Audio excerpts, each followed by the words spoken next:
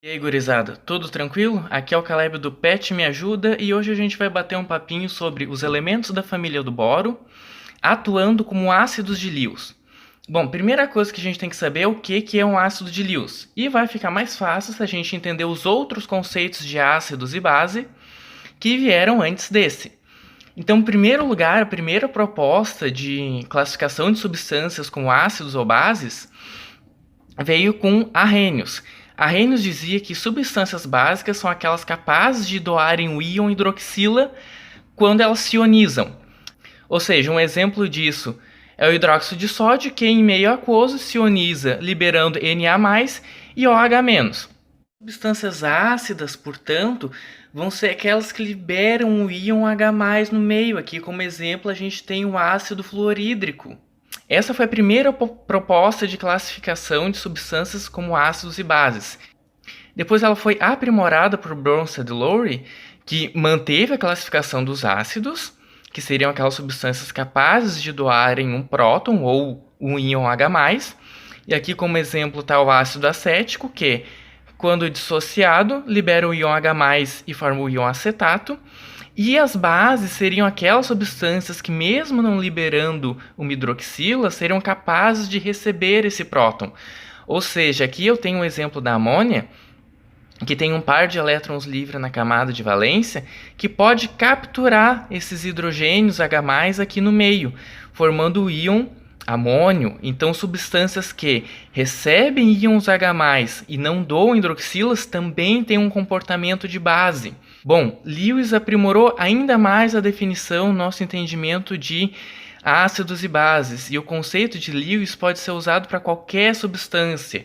Ou seja, eu posso interpretar quase qualquer reação como uma reação de um ácido de Lewis com uma base de Lewis. Porque as bases serão aquelas substâncias capazes de doarem um par de elétrons e os ácidos serão aquelas substâncias capazes de receber esse par de elétrons. Então, um exemplo que nós temos aqui, aqui do éter dimetílico, que esse oxigênio tem 2 pares de elétrons livres na camada de valência, que é capaz de atacar esse alumínio aqui do tricloreto de alumínio e fazer com que ele receba esse par de elétrons. Então, quando essa reação ocorre, nós temos a formação desse composto aqui e percebemos que o alumínio, apesar de ter a capacidade de receber esse par de elétrons, ficou com uma carga negativa, porque ele está com um par de elétrons a mais que ele recebeu, e o oxigênio assume uma carga positiva, porque ele ocupou o seu par de elétrons para fazer essa ligação. Às vezes pode ser uma ligação, às vezes pode ser só uma coordenação desse par de elétrons. Agora, gente, vamos entender por que isso acontece, especialmente com os elementos da família do boro, aí incluindo o alumínio, o galho e o índio. Aqui eu estou trazendo um composto, o BH3, como exemplo aqui, representando o átomo de boro, aqui ligado a 3 átomos de hidrogênio.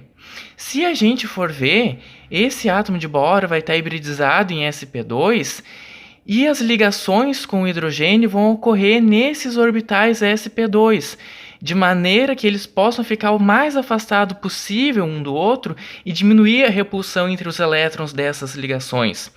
Só que quando isso acontecer, eu vou ficar com um orbital puro aqui, um orbital p puro vazio. E é esse orbital vazio que confere a esses elementos a capacidade de receber um par de elétrons ou de coordenar um par de elétrons em algumas situações. E isso dá um caráter ácido, dá um caráter de ácido de Lewis para eles, porque eles estão recebendo esse par de elétrons de alguma base capaz de doar esse par de elétrons. Tá legal, gente? É por isso que isso ocorre. Agora, isso vai levar a um outro questionamento. O que aconteceu com a regra do octeto? A gente aprende que os átomos, quando formam compostos, quando formam ligações químicas, eles vão fazer essas ligações de maneira a completar 8 elétrons na camada de valência. Mas não é o que acontece com o boro e com a família dele. Se nós observarmos aqui, com 6 elétrons na camada de valência, ele já está na sua forma estável. Ele pode coordenar mais um par de elétrons, mas ele não precisa desse par de elétrons. Então, ele alcança a estabilidade com 6 e não com 8 elétrons na camada de valência. Por que isso ocorre? Gente, a primeira coisa que vocês vão ter que entender: a regra do octeto não é uma regra. Ela é uma generalização de um princípio que diz que os átomos e as moléculas sempre vão procurar ficar num arranjo na forma mais estável. E isso vai acontecer com 8 elétrons na camada de valência para a maioria dos átomos. Não quer dizer que vai acontecer para todos. Então tem gente que ensina que é a regra e que a família do boro é a exceção. Não, não é a exceção. A regra do octeto é só uma generalização de um princípio maior. E isso pode ficar mais clara, ficar mais fácil da gente entender por que o boro e a família do boro alcançam a estabilidade somente com 6 elétrons na camada de valência, se a gente fizer a distribuição eletrônica dele aqui, ó, usando a regra de Hund. Primeiro vamos fazer a distribuição eletrônica do carbono, que a gente está mais acostumado, para ficar mais fácil.